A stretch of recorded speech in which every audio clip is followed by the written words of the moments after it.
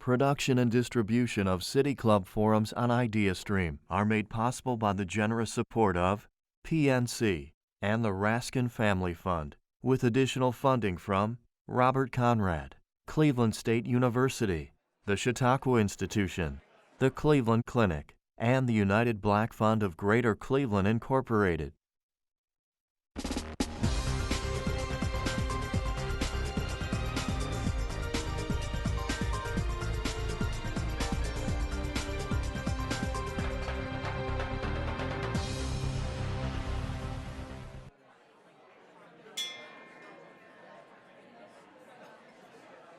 Good afternoon and welcome. Welcome to the City Club of Cleveland. I'm Laura Kepley, Artistic Director of Cleveland Playhouse and a proud member of the City Club. I'm honored to introduce today's speaker, award-winning playwright and 2018 MacArthur Fellow, Dominique Morisseau.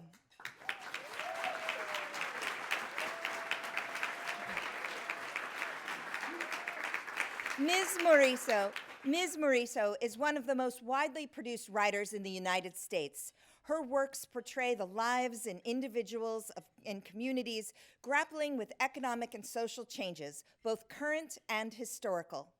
A powerful storyteller, Ms. Morisseau's examination of character and circumstance is a call for audiences to consider the actions and responsibilities of society more broadly. 3 of her plays will be produced by Cleveland theaters this season.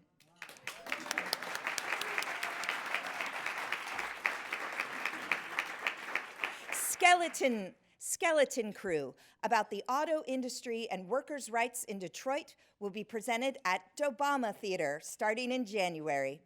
Paradise Blue, dramatizing Detroit's jazz community in 1949 before gentrification altered the landscape, is currently showing at Caramoo House. And Pipeline, taking on the school-to-prison pipeline and a mother's struggle to protect her son's future, begins performances at Cleveland Playhouse this weekend. Today, through the lens of these topical and timely works of art, Ms. Morisseau will discuss the importance and impact of art as a tool for social change. A Detroit native, Ms. Morisseau's performance career started young. She acted in plays at her father's church, danced in her aunt's troupe, the Detroit City Dance Company, and starred in musicals throughout high school. She studied at the University of Michigan, earning a BFA, and originally made a name for herself as a performance poet. In addition to her playwriting, she is a co-producer on the Showtime series Shameless, and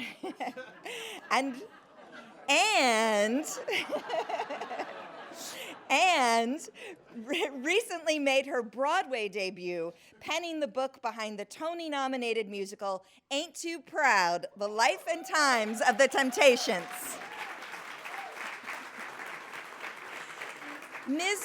Ms. Morisseau will be in conversation with Daniel Gray-Kontar, the Executive Artistic Director at 12 Literary Arts, a nonprofit organization dedicated to intergenerational performance and dialogue. He is a poet, teacher, youth mentor, rapper, journalist, and education activist. In addition to his role at 12 Literary Arts, Mr. Gray-Kontar is an education consultant for the Kennedy Center for the Performing Arts. He is the former chair of the Literary Arts Department at Cleveland School of the Arts and a former graduate school fellow at UC Berkeley's College of Education. Esteemed guests, members, and friends of the City Club of Cleveland, please join me in welcoming to the stage Dominique Morisseau and Daniel Gray-Kontar.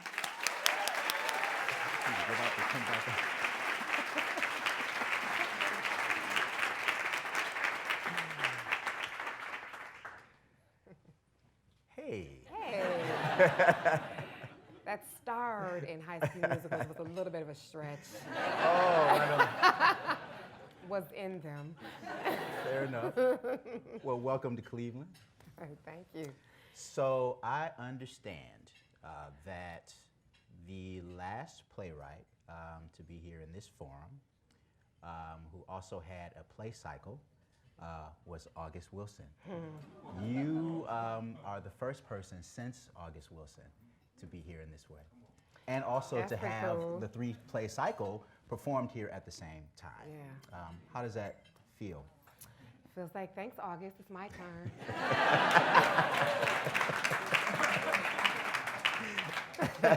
Yeah, no, I write in the tradition of August and many other writers. He's one of many, but that feels pretty cool, yeah.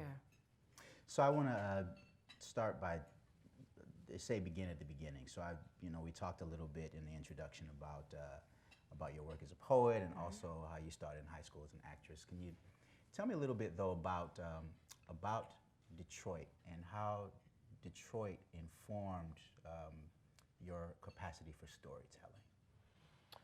You know, because there are so many artists that come out of the city of Detroit, you know, one of the other writers that I write in the tradition of, I say, is Pearl Clegg, who's a novelist, essayist, a playwright, and I've read Pearl's work growing up. Her father, Reverend Albert Clegg, started the Shrine of the Black Madonna in Detroit.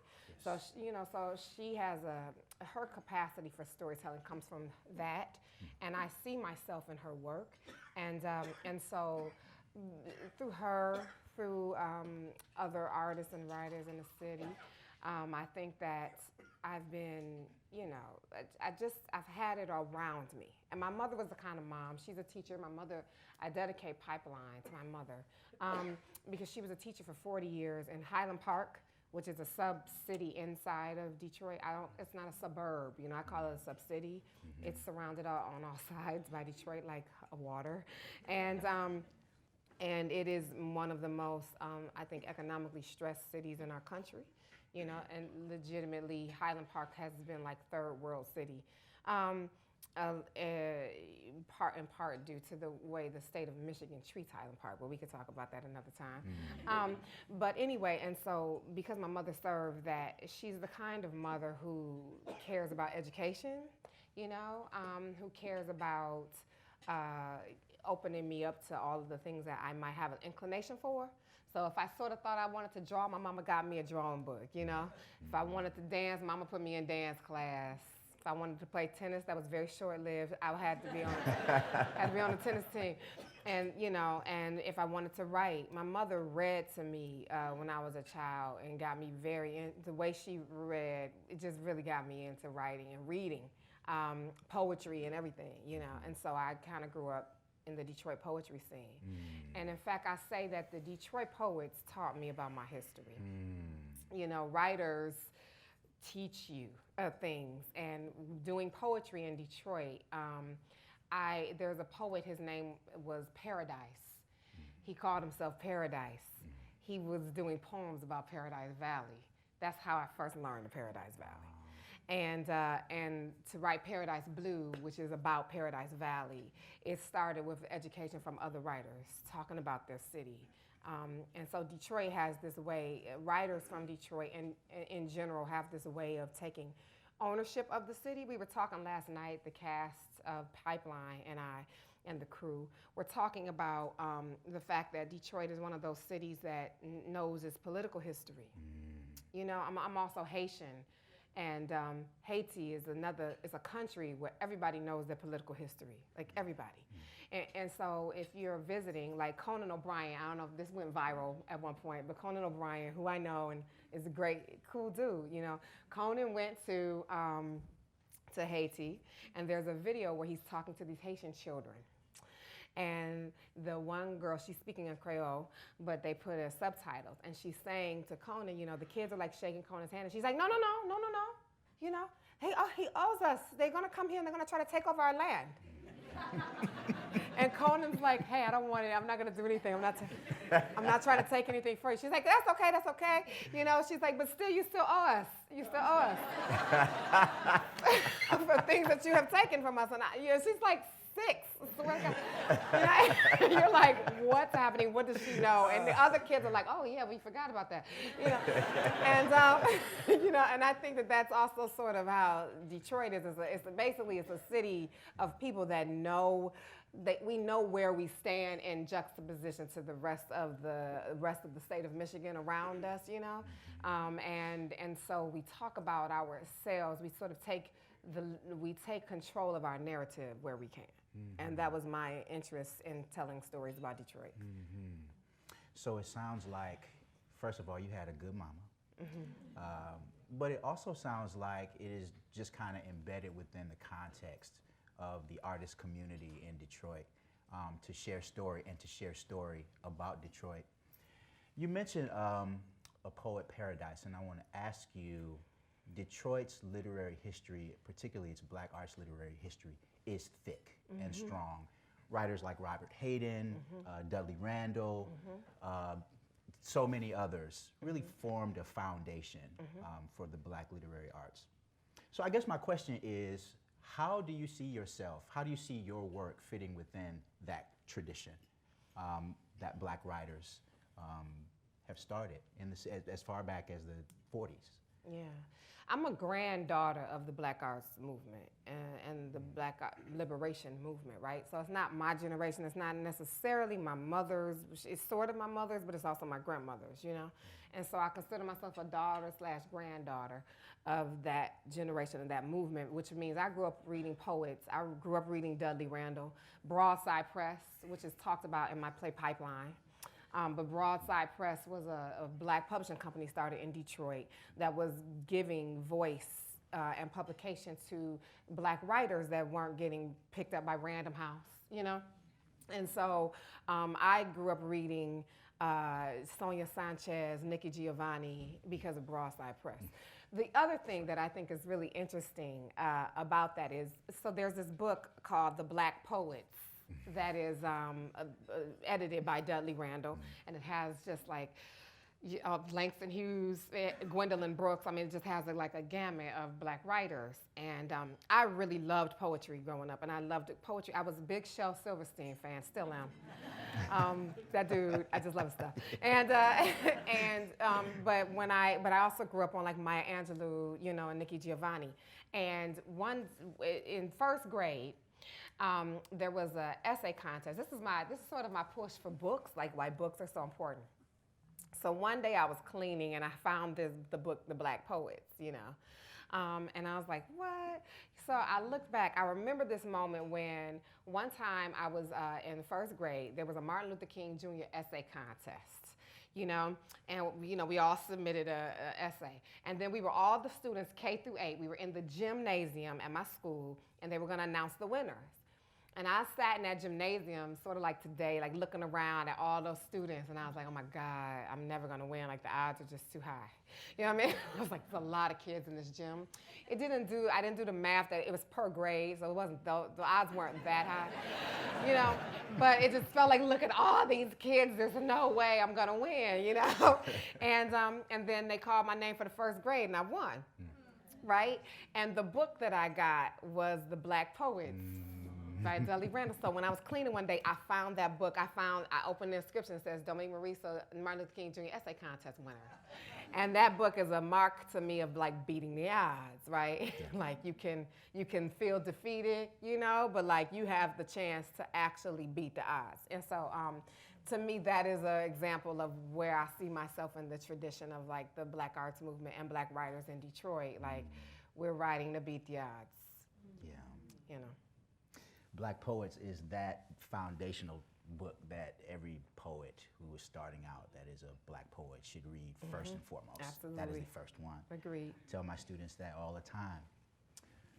So I want to ask you about then, what is it that's happening in Detroit right now? Can you give us kind of a state of what's happening in Detroit that might be informing your work in this moment? Well, funny enough, I just came back from Detroit. I was there a couple of weeks ago. They have this thing called Detroit Homecoming, where expatriates come back home, and we're learning about the city as investors. You know, they take us on real estate tours and take us, you know, we meet, you know, have lunches like this or dinners with the mayor, and, you know, and we're learning about where the investment opportunities are in Detroit. Ironically, my play Paradise Blue, which is about gentrification in Detroit, that play it takes place in 1949 because it's about the jazz community, but it might be my most contemporary play about Detroit. Because that is exactly where they're at an apex of that again. You know, it's like it's either going to be developed or gentrified, and it will always lean toward gentrification. The way I make a distinction between gentrification and development, I don't think they're the same thing. I think people try to say they are, but one is displacement and one is building with and not on top of, you know? And I believe in development, absolutely. You know, people go, well, you got to have gentrification. Some of it's good, right? No, none of it's good. Development is good. Displacement's never good.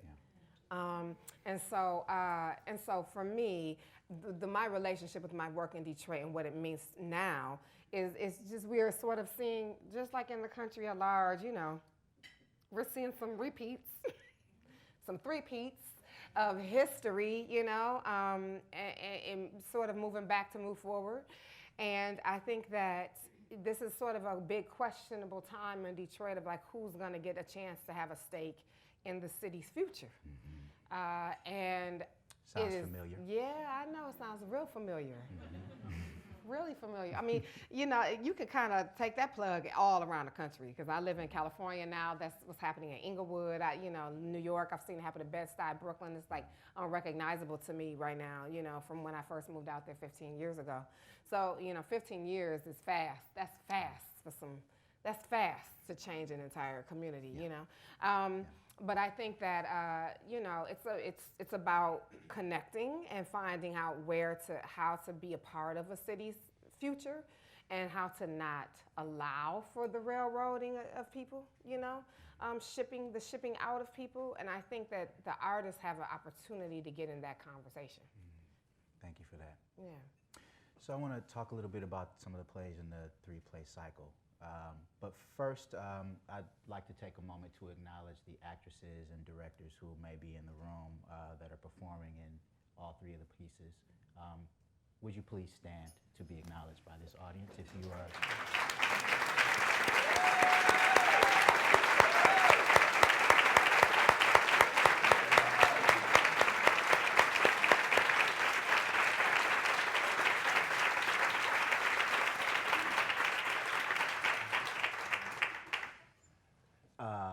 If any of you in this room have not seen Paradise Blue at Karamu Theater, please absolutely do so. It is phenomenal.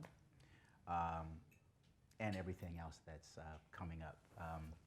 So I want to ask you, how are these three plays in the three-play cycle, how are they in conversation? So obviously with August Wilson, in his cycle, they tackled decades. And they tackled, they related to contemporary Pittsburgh, but also, of course, looked at the history of Pittsburgh through the plays. How are your three plays in conversation with each other? Well, first I'll say Pipeline is my play that is outside of the Detroit cycle. So the Detroit cycle consists of my play Detroit 67, which was also directed by Justin and Mecca at Karamu a few years ago, like 2016, something like that. 16 maybe, I think, 2016. So that includes Detroit 67, which is about what Detroit calls the rebellion, the political uprising that happened in Detroit in 67. Paradise Blue, which is set in 1949, about the jazz community that was gentrified. And Skeleton Crew, which is coming up at Obama, which is about the auto industry in Detroit. That's right. Pipeline, people don't know this, Pipeline is sort of set not in a specific city, but it is written in the tradition of like the vocal tradition of like New York, the New York education world, you know. But it is actually inspired by events that happened in Detroit, for me. So, you know, so Pipeline, even though it's not a part of the cycle, it is a part of the conversation at large of my work, you know. And you know, I guess the thread, I mean, I don't really know the threads. I was listening to them like, oh, that sounds interesting. I said, yeah, okay. You know, somebody once said to me, and this is like for earlier work that I haven't even produced, and it's not gonna see the light of day if I can help it. But it was, I remember talking to somebody about my work one time, and I was explaining to them, you know, just the subject matter, and they were like, oh, do you always write political plays? And I was like, political plays? You know, and I had to think about, what did I just say? What did I just tell this woman, you know? I said, I was talking about a play about an abortion clinic, a protest at an abortion clinic in Detroit. Again, not gonna see the light of day. A play about a protest that happened at the University of Michigan. It was a one act, maybe you'll see it, one act. And I think it was something else I think I was talking about. Maybe my aunt's play. This has seen the light of day. A play about my aunt who was a madam in Mississippi and who used her brothel to help civil rights activists create bail funds and harbor civil rights activists. And so after saying those three things, you know, she said political, and I was like, huh? I had not thought of myself as a political writer. I own that moniker now, but I didn't at the time because I wasn't writing about politics. I was writing about people. I think people forget that politics affects people. That's right. So it's about the people always, That's you know, right. and these are issues that just impact people, and people kind of get on stages or they get on mics or they get on television or get in offices, you know, and they talk about these issues and like they're not human beings at the centerpiece of them. And so for me, with these works, it's just about remembering, you know, when it comes to education, you know, I taught for many years. I've taught for about 20 years. Like I said, my mother taught for 40 before she retired. I taught at her school 1 year, my first year out of college. And education is super important to me. When I was reading Michelle Alexander's book, The New Jim Crow, and it was talking about mass incarceration, I thought, oh, there's a whole nother Jim Crow that's happening in education, not just with the school to prison pipeline, but that is a big part of mass incarceration, but just also segregation and lack of justice amongst educational institutions, you know, so that some students, you know, we have like a public-private charter debate going on right now that is literally looking at kids who go to public school like they're going to get an inferior education, and that's super problematic. And it's not even true, but that's a whole nother conversation as well. It's not necessarily true, I should say. But I think that means that we are looking at have and have-nots when it comes to education, and that gap is huge and super problematic. So that for me is pipeline. I think it's ironically with GM and the strike that's happening right now, I'm like, oh my God, you know, Skeleton Crew just, again, the plays that I write, they become important, even when I think I'm writing about the past, you know, they become the most contemporary story, and I think that says more about society than it does about me, you know, but anyway. So I guess I want to ask you, you know, one of our foremost literary heroes is James Baldwin, and Baldwin says that the role of the writer within the context of social justice is to be a witness. It is our responsibility as writers to first and foremost be witnesses to what it is that we are experiencing in this life. That's a bold statement and very true. What do you see your role as being within the context of social justice? You mentioned that you didn't perceive yourself as a political writer. How do you see your writing as fitting within the context of social justice, witnessing? Does that question make sense? Yeah, it does, absolutely. I think, you know, so I do think that artists' work can cause you to bear witness, right? I think that it can remind us of our collective humanity. I think, you know, for me, it was very important for me, in telling stories about Detroit, particularly, it was important to me to humanize the city, you know? I think when I would tell people that I was from Detroit, and when I go somewhere else, you know, and I say I'm from Detroit, they talk about me like I said, you know, I just got shot 5 times, you know what I mean? Like, oh, are you okay? How's it doing? You know, or be like, you know, like, oh, ooh, that's kind of hard, huh? You know, and I'm like, you know, okay. But I also, you know, I remember one time teaching a bunch of students, and I said this to them. I said, you know, when somebody talks about where you're from, who are they talking about? And unanimously, the class of high school seniors, they talking about you. And I was like, whoa, that kind of cut me to the white meat a little bit, because I remember one time my husband, I tell this story every now and again, because it's even relative to, I told it to my cast on Broadway when we were talking about, doing the story of the Temptations on Broadway. I said, we have a big old Detroit banner that comes on the set at sometimes. It's a very Detroit story. I'm not gonna let people forget that the Temptations come from Detroit. And you should.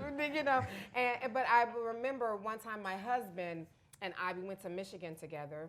And at this time, this was at that time when Michigan was being sued for affirmative action because a white student claimed that a black student took her spot, because there's that belief that there are also spots that were allocated for her somehow.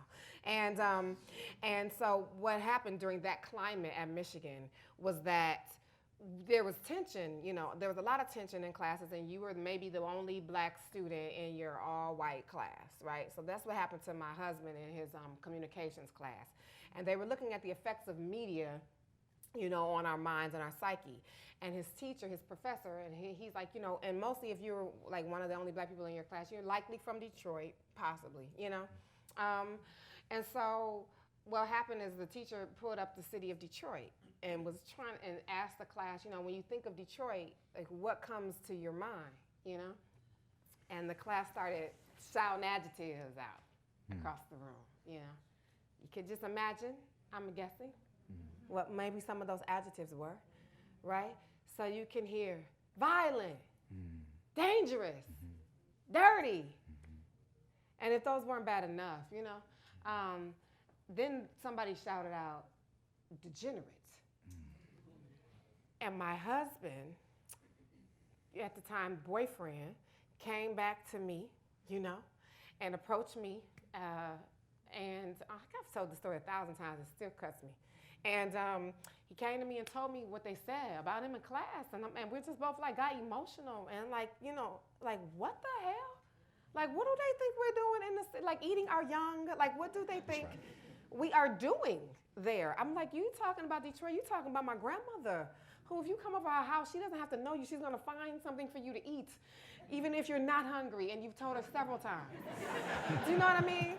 And these are people that were like, I got in a car accident. In Skeleton Crew, there's a story about a car accident. I was in that car accident, and people on the road stopped for me, saved my life, pulled me out of the car, me and my best friend at the age of 16.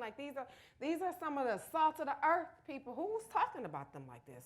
Who's been telling this lie about who we are, And I felt like the media is being the only narrator about the city, and they telling a very one-sided, lopsided narrative about who we are.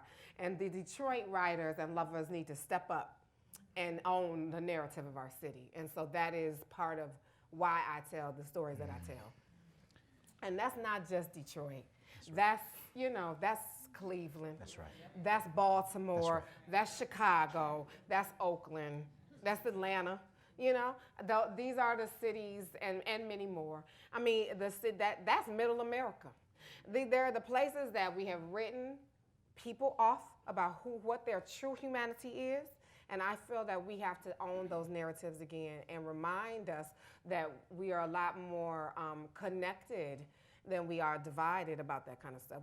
Our baseline of humanity is what keeps our blood going in this nation. I'm reading Howard Zinn's book, A People's History of the United States. And I recommend rereading for people who have maybe already read. And if you haven't, please read this. But it will, when you read that book and you see all of the divisions of class and all the way this country was built to divide us from our core baseline, if we knew what we were really connected by, we would see a lot of different action happening in this country. And I think this separation, this belief in our own ideas of superiority, whatever they are, could be they racial, economic, gender, privilege, whatever it is, that if we could find that was all a lie and a myth, just like the lie of the degenerate Detroit, I think that we would, really see the needle move forward a lot swifter in this nation. And that's the job of the artist. The artist can help us expedite that conversation. So thank you for early church Sunday.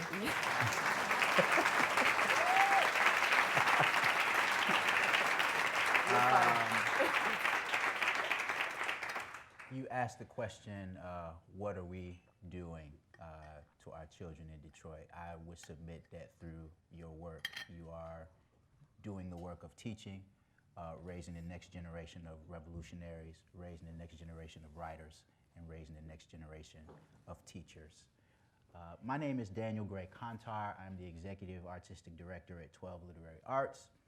And today I'm talking with playwright and 2018 MacArthur Fellow, Dominique Morisseau. We're about to begin the audience Q&A, where I'm sure some people will have some questions about that shameless thing. That wasn't in the script. Okay, go off. Let me rewind. Go off script. We're about to begin the audience Q&A. We welcome questions from everyone, City Club members, guests, students, or those of you joining us via our live stream. If you'd like to tweet a question, please tweet it at the City Club, and our staff will try to work it into our program. Holding the microphones today are Office and Customer Experience Coordinator Tiffany France and Director of Programming Stephanie Jansky. May we have the first question, please? Yes, with all that's going on now, are you inspired to perhaps do a piece on immigrant struggles? I'm working on a play about Haiti right now. I've visited, my father is from Haiti, he's from Port-au-Prince, and I visited Haiti in 2014 before the civic unrest that's happening there right now that is not really being talked about much in the media, but like every other place really, Haiti is having a resistance to the leadership and the government, and they're having like in the street rebellion. It is chaos, and it is anger, and it is frustration, and it is very, to me, reminiscent of like the resistance that I've seen all across the globe, but in apartheid Africa, in South Africa, and what we just saw in Puerto Rico with the hitting the streets to get rid of their governor, and I think that we're in a space right now where Haiti is calling for the removal of the president, and we will see how the international community, who has had some dirty hands in Haiti, and how they will respond, how they will respond to what's happening. We've already gotten some words of how the U.S. plans to respond, which is, I think, unsurprising. But it is, I'm actually writing about my time in Haiti in 2014, which was post-earthquake devastation, and with the heavy presence of NGOs, and how the Haitians responded to that. All right. Hi there. Hi. Hi, my name is Sydney Edwards, and I'm an actress here in Cleveland. Very cool. Originally from North Carolina. I always mention that. But I was wondering, I love all of your plays, but I know you act too, and I was wondering if that's something you still do or want to do. Yeah. I do still act. I mean, I consider, thank you for asking that, because people try to talk about me like I was an actor. Thank you. I am not a was. I am an actor. You try to do one new thing and people forget all your other things, And I remember when I was an actor, nobody took me seriously as a writer. I mean, it's like, unless my name is Lin-Manuel Miranda, I can't do more than one thing at the same time. I also used to teach with Lin-Manuel Miranda. We're friends. But yeah, I do act, and funny enough, in Paradise Blue last year at Signature, my actress Simone Missick, who is right now stars on a new show on CBS called All Rise. But she is my Detroit sister, and she played Silver in Paradise Blue last year at Signature in New York City, and she couldn't do a show, and I had to go on for her.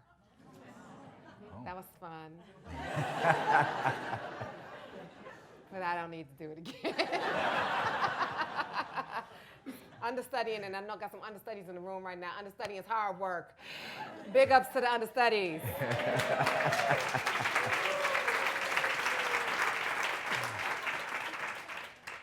Good afternoon. My name is Merle Johnson. I'm a member of the Ohio Board of Education.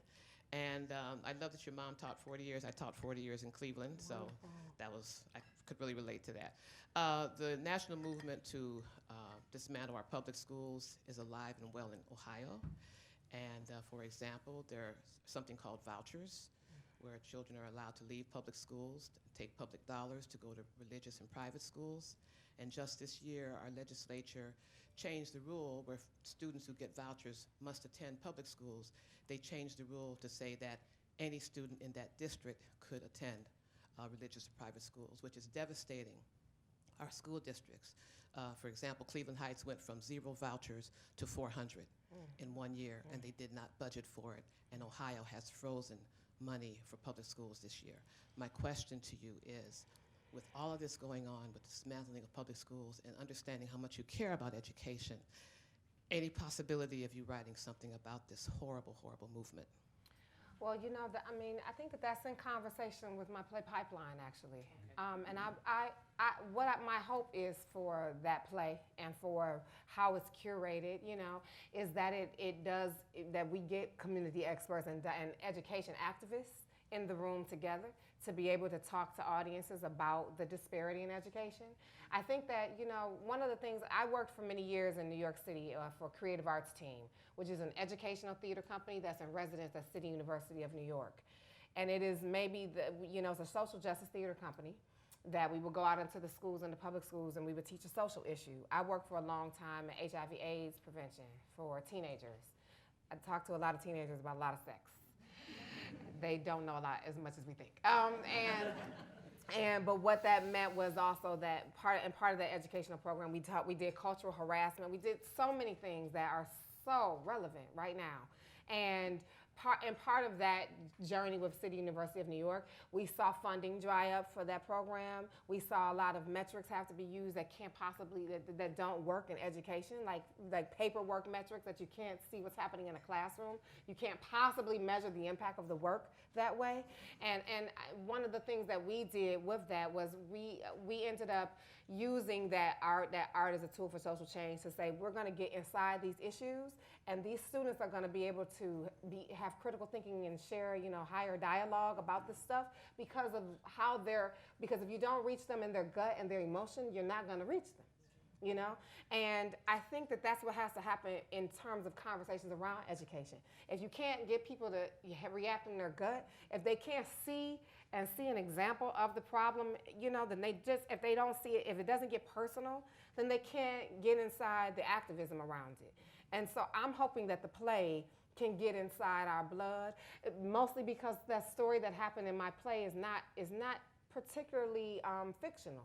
It happens, it's happened, it's based on things that happened in Detroit, things that I'm sure happening in Cleveland around the policing of young people in the public schools, And I think that is how I think we can talk about the disparity in education, the decisions that we're making around that in policy. And there's no other way that I think my art can assist that conversation than in that play.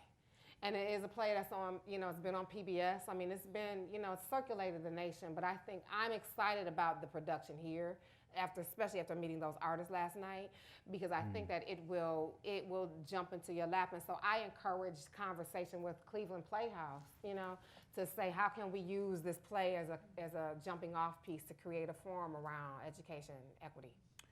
So I think that what's interesting, and that's a testament to the power of your work, is that two of the questions that have been asked so far have invited you to think about writing about issues of social justice that are of such relevance right now. Yeah. And I think that what's implicit in those two questions is the question of how do you choose themes to write about? What is your process in identifying this is a theme and it's relevant enough for me to spend this time unpacking it through an hour and a half or 2 hour long performance? Yeah. My bad. I mean, no. I'm an activist, so many issues move me. I care about justice. I care about obliterating oppression globally. I cannot possibly tell every story of oppression that is not mine to tell. That's right. that I don't know somewhat intimately or personally. But when I can't sleep at night, pipeline was an issue. The issue, again, reading Michelle Alexander's book, other writers also helped to get me ignited. Documentaries, other people's stories helped to get me ignited in my own stories, and so those things stay with me, and I find the question that I don't know the answer to, and that's what leads me into writing a play. Because I don't have answers. I'm not giving answers. That's not what I do in my work. I don't even believe in that. I don't think that those make the best stories. I think the stories that ask the most questions make the most powerful stories, because it is asking you to give the answers and not me. It's asking you to get in conversation with each other. Nobody should leave the play and not have nothing to talk about. I feel like I failed. You should be messed up. I mean, mostly I hope it's the message to sleep up a little bit at night, like it did me when I was writing it, so that it can get us to start talking and figuring this stuff out collectively. Yeah. Hi, I think my question actually follows up on that. You talked about politics is about people. 2 days ago, I was in the car with my son, and there was a survey that came out that said that a predominant number of American households, parents are not having questions around social justice and race with their children. And my son turned to me and he said, "What house do they live in?" Right. How is that possible? And he said, and he's 17, he said, race is about people. And so I'm going to tell him I asked a noted person to comment on the statement he made. Race is about people. Race is about people. Yeah, I mean, that's complicated. I'll say this. I worked with Penn State students. So the director of Pipeline at Cleveland Playhouse, his name is Steve Broadnax. I worked with him with his students at Penn State, just like I work with Justin Emeka and his students at Oberlin, who we've grown in these relationships, directorial relationships, where they've taken my work and now doing it at different significant theaters, But at Penn State, we did a play of mine called Blood at the Root, which was inspired by the events of the Gina six young black men in the Gina, Louisiana, who were being tried as adults for assaulting a white male student at their school. Prior to that event, the Gina 6, the real life event, several racial things had been going on unchecked at the school, including, and not limited to, there was a tree that, this is real, this is in 2007, a tree at the school that mostly white students sat underneath. And when a black student sat underneath the tree, the next day, a noose was hung from that tree, right? And the school and the administration blew the noose off. It was just a prank. It was a school prank, it wasn't about race. And I thought that was a failure of that school, big time. They messed up. As a result, more and more civic unrest happened at that school. And the students, white students and black students, were having a lot of complications and problems at that school for a bunch of administrators that were going, it's not about race, right? And then it exploded into a physical conflict, into other many things. And so when you say race is about people, what happened with those students? When I went to Penn State, I had 3 black students and 3 white students. And they were like, so if you want to write about race, we got a good cast for you. And I thought, why would I want to do that? But then I thought, well, okay, I think I do know what story I want to do. I want to do the Gina 6. And that was in 2013 when I would do when I was like, hey, this thing from 2007 really bothered me. Mind you, that was before Trayvon Martin had happened. So in 2013, I went to Penn State with a bunch of black and white students. And I'm like, I'm gonna make them all the Gina 6. I don't know how that's gonna happen, but I'm gonna try to figure this out creatively, And what would happen, we would get into all these conversations about race. And students, one black male student would get mad at me, saying to me, I just really didn't know why we had to talk about race and gender and all this kind of stuff today in class. Like, I feel like, I don't have to think about those things, and like I'm bringing them up. like me talking about them is making them happen. And so, and I asked them, I said, what other plays were you doing? And I forget what Shakespearean play they were doing, but you can sort of take your pick. And let's just say it was, I don't know, King Lear, or, let's say it was Macbeth. And I said, and they were also doing a Terrell Alvin McCraney play he had done. And I looked at him and I said, You're doing those plays and you don't think you're talking about race, gender, and violence? I don't think you know the plays you're doing. I don't think you know what's in those plays. That's in Shakespeare, that's in Sorrel Alvin McCrane, and that's in Dominique Morisseau. You know? And I thought, if you're up here on this stage with this work and you don't know what's in it, it's like you got a bomb in your hand, you don't know the contents, and you're about to throw it into the laps of the audience. And when that explodes, you're gonna have no idea what you just did. You have to be aware and conscious as an artist that race is about people, that everything impacts us. You know, what would end up happening was those students would start getting arguments, you know, and I was just doing a workshop, so I'd come in, meet them, shake things up, and be like, I'll see you guys in 2 months. You know, and then I would come back and they would do more. I have to say, throughout the journey of working on that piece, they thought they hated each other. I remember one time one of my white male students was like, I don't have to know anything about my classmates ever again, you know. That was a statement he made, you know. Post working on this play, so they did the play in South Africa twice. They were invited back. They did the play in Edinburgh. They did the play in Australia and in New York. They won a Peace Prize for the play in Australia. These students, these 3 black students and these 3 white students became social activists together. They started a company together. And I remember going to them and I remember saying, I know you hate each other and that's cool, but you gotta listen to each other, you know? And I know you can't bear each other's like ignorances right now. And like this person said this really ignorant thing to you as a black woman and you're like, I'm done, you know?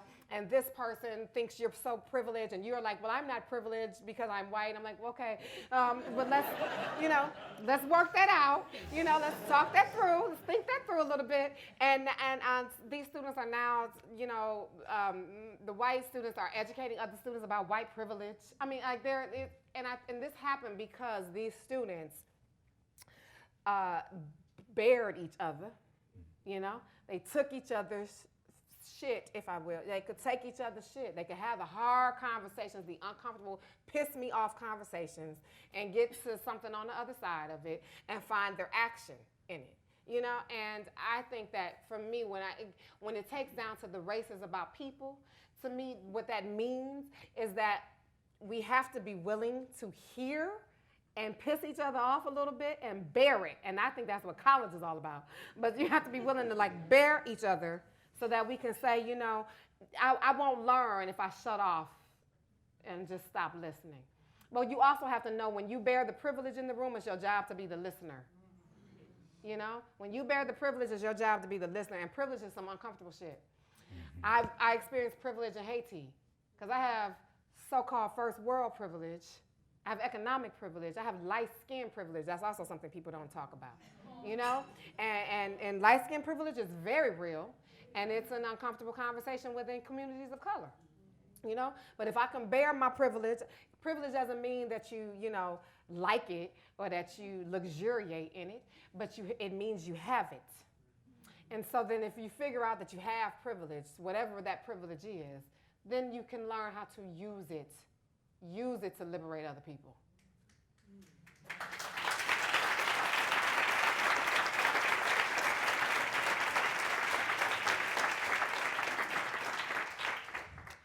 Hello, my name is Darius. I'm a performer and an activist here in the city. I have 2 questions that are sort of linked. Given the fact that your work sort of puts a lens on the concept of justice and how that manifests itself or not, and given the venues where your work is currently being shown or going to be shown here in the city, I have 2 questions. One, I'm curious about who you would say your work is for, and also what is your feeling about accessibility when it comes to the theater? That's an excellent question. Thank you for that. That's part of my mission as an artist. I want to talk about that because that's where I think mostly the theater industry that I love, that is where I have failed the most. Because theater, for me, I believe in democracy in the nation, so I have to believe in it in theater. And where I don't see examples of that democracy is in audience development. And so that means that I don't see economic justice in the theater. I don't see the people that look like the people on stage in the house. That feels like some very antiquated, you know, some 1949, you had a jazz club, and you got to go in the back door business. You know, that feels like what segregation looked like. And so where you have black performers on stage and not in the audience. And so I think that that's not an easy problem to fix. So I give theaters credit for constantly talking about it and thinking about it. But I think if you're going to really make action happen around it, you've got to listen to the experts from those communities. And that's where I'm not seeing a lot of change happen. I'm not seeing the people behind in the producing model. I'm not seeing the marketing people look like the people that you're marketing to. And I think that that's problematic. So whether that means you expand your marketing budget, whether you have marketing specialists from different communities, which would be, to me, the most valuable thing. I also think theater struggles with budget in general. I am learning. I'm learning about theaters. You know, I'm on the board of two now, but Detroit Public Theater and Signature Theater in New York. And I'm basically there to learn about, like, so how do you get money? How does that happen? Does theater have any money at all? And by and large, everybody's like, no, we're struggling, oh God. You know, we didn't know how we were gonna be open this year, you know? And so I'm just like, how are we gonna keep this going? I think part of how you keep it going, and this is what I would love everybody to, like, really find holistic ways of dealing with. You cannot keep theater going if you are keeping young people and people of color out. Oh, I see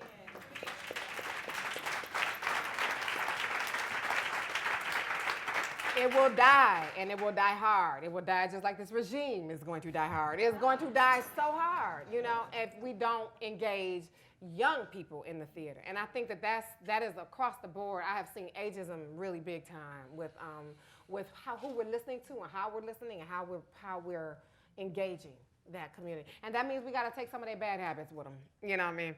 We have to take some of the habits of the youth. You know, we are going to have to change the model. Like if texting is the thing, we can't be like, well, you know, I don't like the way they're speaking. I'm like, we're going to have to, sometimes we'll have to learn to speak in abbreviations because that's the chosen language of those people. And you can't go to people and tell them don't have the language that they had. They created that language.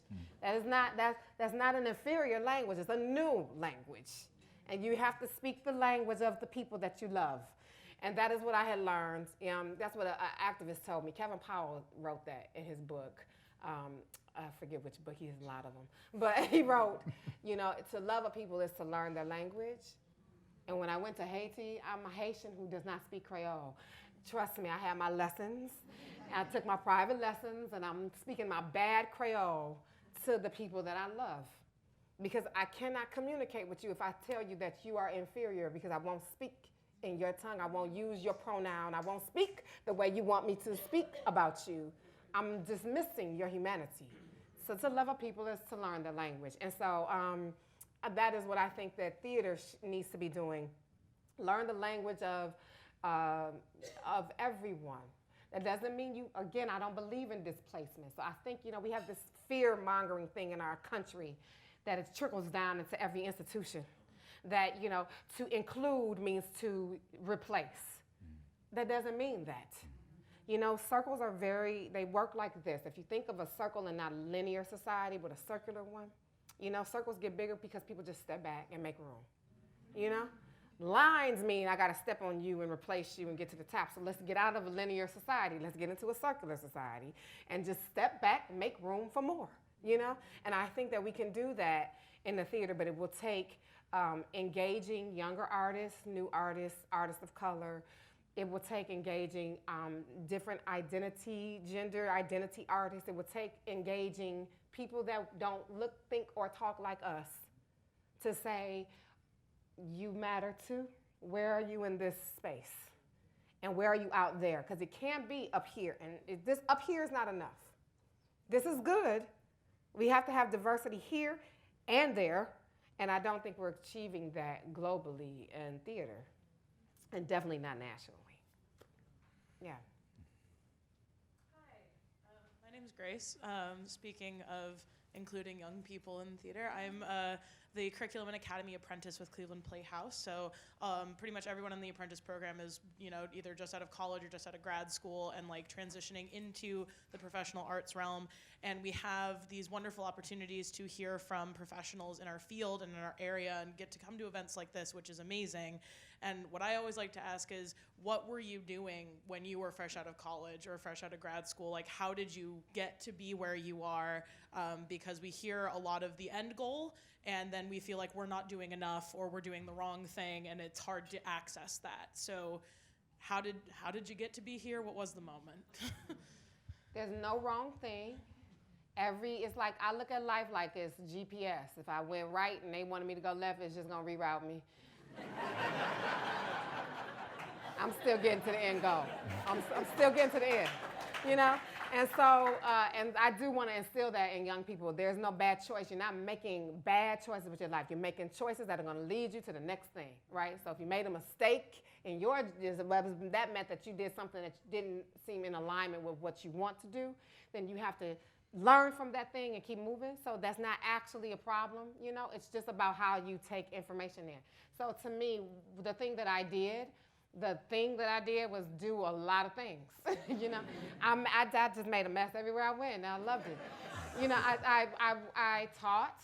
I taught for a year and saved all my money. I moved to New York. I can give you the very fast 10-step program. I moved to New York. I was poor for a year, ate ramen noodles and peanut butter jelly sandwiches, and had a roommate. We did nothing but make fake movies in our house with a really bad video camera. We didn't have like these phones that could do it all now on your phone. And that would be embarrassed if those got out and somebody has that footage. But but hopefully it's just me. But I played around. I started a theater company with some of my friends. I joined an educational theater company. The people that I met at that theater company, we went on to build our own companies sometimes together. I had a company that failed. We didn't do nothing. I put on a one-woman show. It was awful. I'll never do it again. I did a lot of things. I got on stage. I tried my hand at this. I did spoken word. I did open mics. I did slam poetry. Well, I did a lot of things. I did a dance show when I first moved to New York. I'm not a dancer. But I was in a dance show when I went to New York City because that was my first gig, And eventually, I'll say this. I worked at Creative Arts Team, and there I met a lot of people, and we had a lot of ideas. So while we were working at this job, we were doing other things. So one of the people that I met there was a friend of mine. Her name is Camila Forbes. She had the Hip Hop Theater Festival in New York City, Camila Forbes. Camila, I was like, man, I really like you. I really like what you're doing. I want to work with you. She started, I wrote some plays. I was like, could you direct them? Could we do some things? Now, that was maybe in 2003, 2004. Camila is now the executive director of the Apollo Theater in New York City. That's my friend. She's directing my play next year in New York. We stay connected. I had another friend. Me and him taught out in the schools. His name was Ben Snyder. He and I taught out in the schools. We started a theater company. We did a lot of things. He and I are now working on a television series together in New York City, and he's the head of writing of the film department at Brooklyn College, right? Another friend of mine, he and I taught in the schools, and we taught little kids, we taught children, we were teaching them literacy to life, so we're bringing books to life. He had this musical that he's working on at the time called In the Heights. I didn't really know that. We were like talking about our plays, and I didn't know what he was creating. But he gave me some like writing advice on writer's block. Again, several years later, he's Lin-Manuel Miranda, blah blah blah blah blah Hamilton. And so then, and so so the most valuable thing that I did, and I do want to say this to you, is I built with the people around me. I built with the people that were right around me. I didn't look for the person that already had everything that I wanted and say, give me some, please. I said, what did you have? How did you get it? And then I turned to the people next to me and said, let's do this, let's build this. So when I finally, in 2010, got my first, I joined the Public Emerging Writers Group. That was after 10 years of being in New York City. It was like after 9 years of being in New York City, I finally got recognized in this program that was treating me as an emerging writer. I've been in New York City for 10 years. And it was like, and now you are an emerging playwright. And that theater produced my first play in New York, Detroit 67, right? From there is blah, blah, blah, MacArthur. And so I just want you to know I just want you to know, like, it starts from the building blocks. It doesn't even matter if tomorrow, if nobody else wanted to produce another play of mine, and when the shiny dress that I'm in wears off and the new color is green, you know, then I will have about 20 years of foundation of people that will rock with me because we built together. Do you know what I mean? So that's what I would say about that.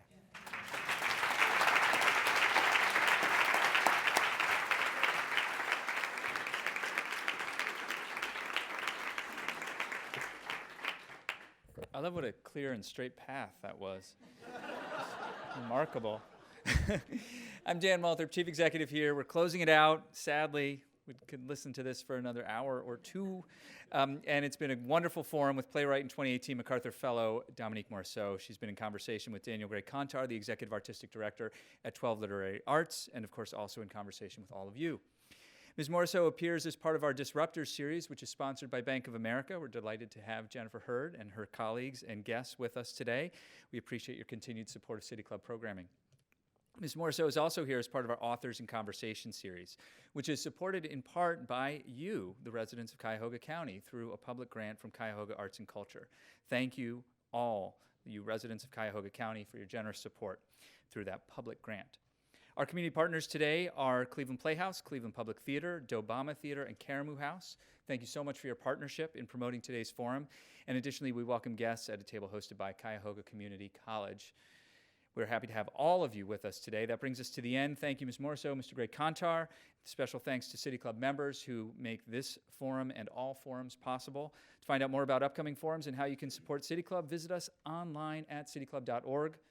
Our forum is adjourned. Have a great day. For information on upcoming speakers or for podcasts of the City Club, go to cityclub.org.